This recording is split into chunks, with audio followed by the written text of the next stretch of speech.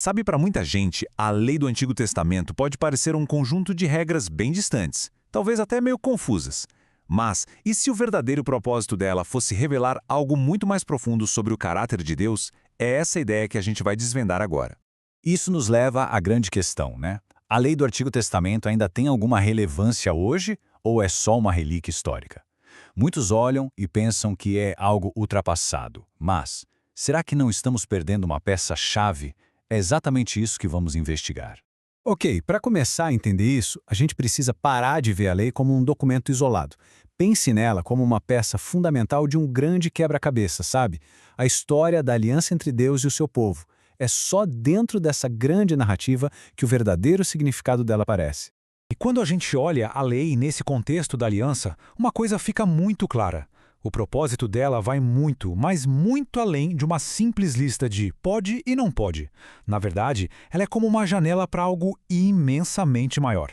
E aqui está a virada de chave. A percepção mais comum é que a lei é basicamente um conjunto de regras religiosas, mas o propósito real dela era ser uma expressão do próprio caráter de Deus. Era um jeito de mostrar quem ele é e, a partir daí, como o seu povo poderia viver em resposta a esse amor.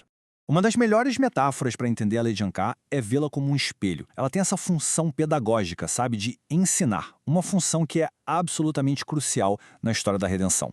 E esse processo funciona basicamente em 3 etapas. Primeiro, a lei revela o padrão perfeito da justiça de Deus. É um padrão altíssimo. Segundo, ao mostrar esse padrão, ela joga uma luz e expõe a nossa total incapacidade de cumprir aquilo por conta própria. E, finalmente, o terceiro passo. Isso prepara o caminho. Cria a consciência de que a gente precisa de algo muito além do nosso próprio esforço. A gente precisa da graça divina.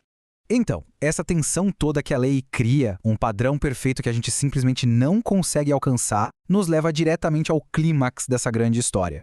Como é que essa tensão se resolve, afinal? A resposta é transformadora. A lei não é jogada fora, não. Pelo contrário, ela encontra o seu pleno cumprimento em Jesus. Ele não veio para anular a lei, mas sim para completar o seu propósito, para ser a resposta para a qual ela sempre apontou. O que acontece é que Jesus cumpre perfeitamente a vontade de Deus, vivendo a vida que a lei descrevia. E, ao fazer isso, ele oferece redenção, um caminho novo, para todo mundo que reconhece a própria incapacidade de viver de acordo com aquele padrão perfeito. Certo?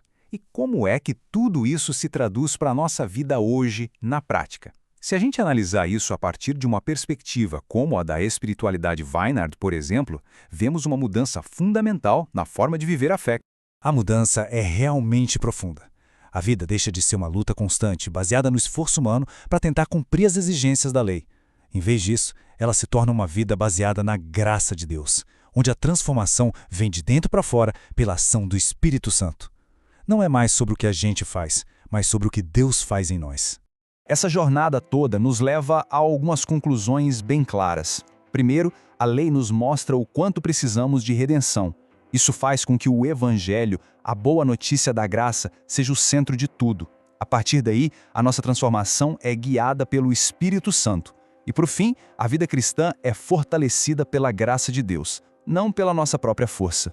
E tudo isso nos deixa com uma pergunta final, uma pergunta que muda tudo. Como essa perspectiva transforma o que parecia ser só um livro de regras antigo em uma poderosa e contínua história de redenção? É uma mudança que não revela só o propósito da lei, mas o coração da própria fé.